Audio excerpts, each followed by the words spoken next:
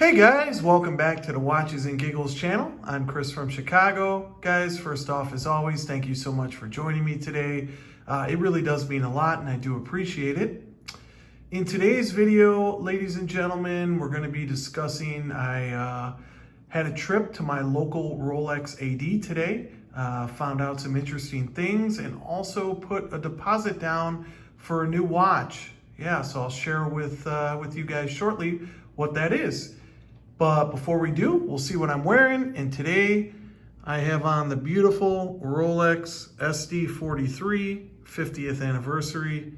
And guys, I've actually almost owned this watch for a year. I'm going to be doing a year owned with the SD43 pretty soon, as well as my Rolex Batman or Batgirl, which I'll be doing a 1-year review of that and let you guys know what I think about these watches a year in. But for today's video, guys, I actually just got back from my Rolex AD and found out a few interesting things. I went in there to check once again on my Rolex Explorer, or Explorer 1 as we like to call it.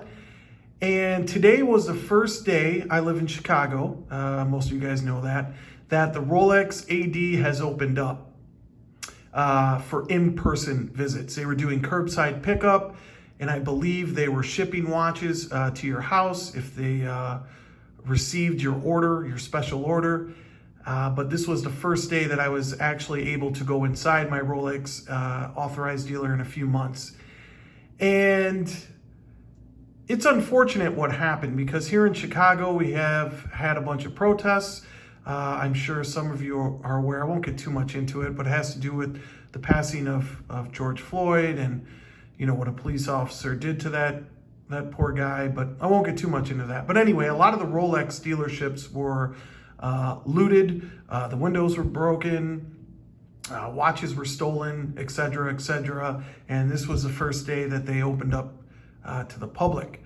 So went in there just to see what was what, and got caught up with a manager that I deal with, and this person informed me that it looks like Rolex and Tudor are indefinitely suspending their new releases.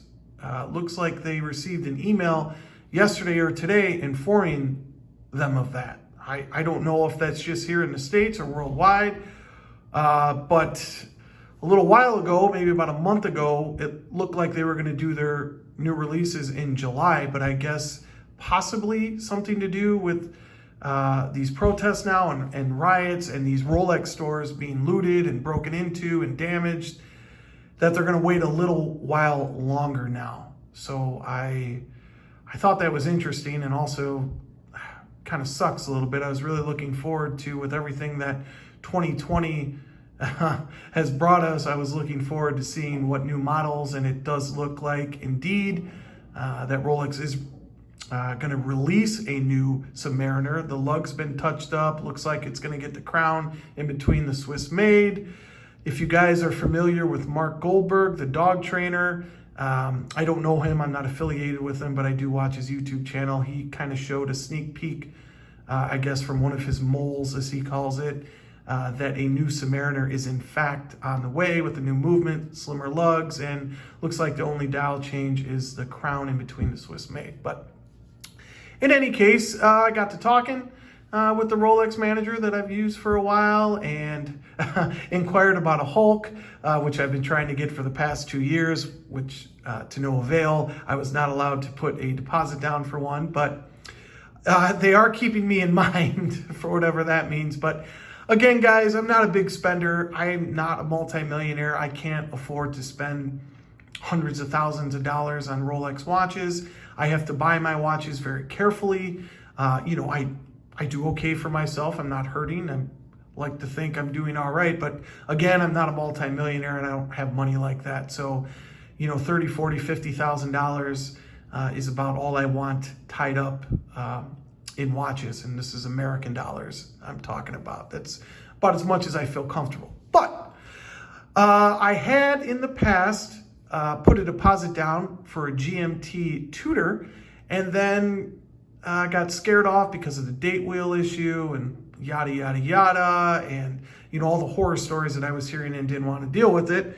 And I purchased this watch, which I absolutely love, the Tudor Burgundy ETA. And I love this watch. And I love it so much that I actually just put a deposit down today for the Tudor GMT.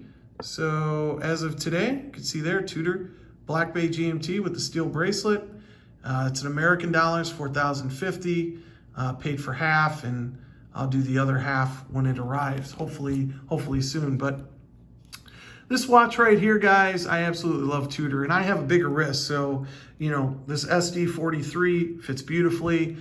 I was scared off about the date wheel issue, but after wearing this for well over a month now, I absolutely love Tudor and the proposition that, you know, that it is for how much it costs. This one, I stated in a previous video, was I paid 3,000 American dollars for it, and obviously I'm paying full retail for the new Tudor GMT. But, you know, I'm going to use it for traveling. Hopefully the date wheel issue is not a problem with these new 2020 Tudor GMTs, but, you know, we'll find out. We'll see what happens. But I absolutely love Tudor and everything that they're bringing to the table, and I'm excited to pair this bad boy up with the new Tudor GMT.